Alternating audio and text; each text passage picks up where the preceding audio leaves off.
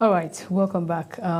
So we just finished the conversation from, a university administrator in enforcing or reinforcing the fact that universities are trying their own bit, to keep the school going, to keep the health system running.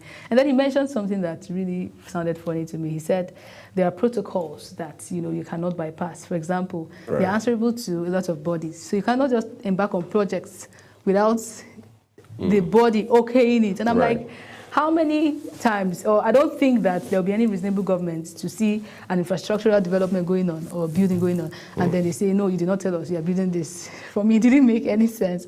But then I think that he was coming from the point of maybe taxing students, to bring out money, maybe adding some things in their school fees. But do you have to add that? My question is it not possible to use the existing funds? Yeah, they will say there is no fund, but whatever it is that is available, let us see that you can actually make use of it, so that if any other one is entrusted, we'll be sure that it will be used judiciously. You see, Priscilla, leadership is leadership, right? Whether it's public, private, whether it's the core political space or the partisan space or within the academic environment. Leadership is leadership. It's pretty much the way leadership is in a home, from parents to children, right?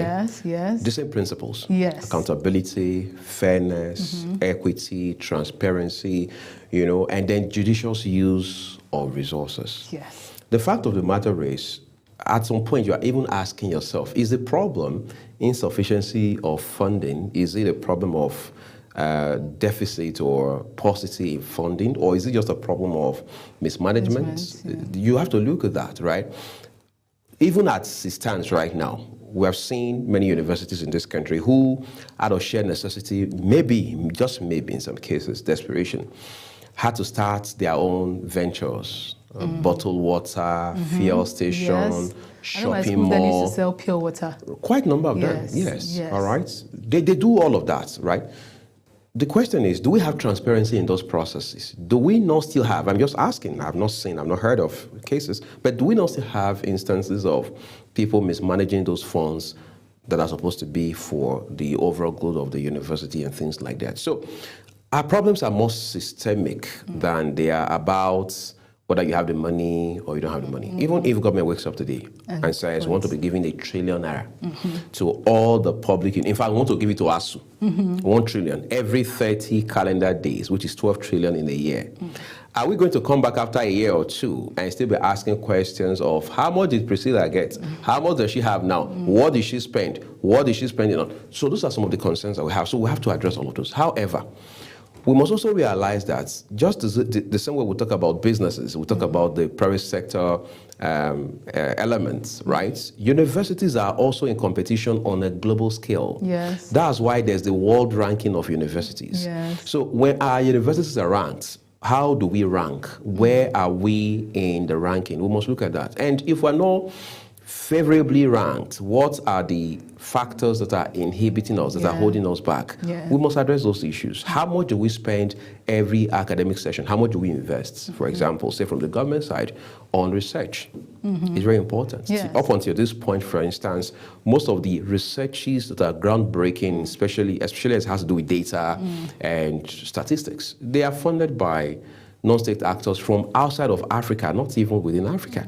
So you can't have that sort of situation, and then you say you are competing. You don't just say you are competing. How are you competing? What are you competing with? What are you doing differently? What kind of innovation are you bringing? You don't necessarily need to be at the same level as Ivy League universities, but we must see that from the way you're going, your trajectory, the last 5, 10, 15, 20 years, shows clearly that you are deliberate, you're intentional, you know where you're heading, you're putting your money where your mouth is.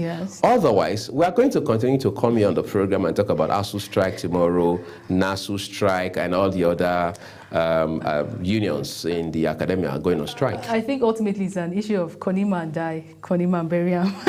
But I would not been doing burial for too long. I mean, like you said, we need to see. And I think the SUG as a body they have been sleeping.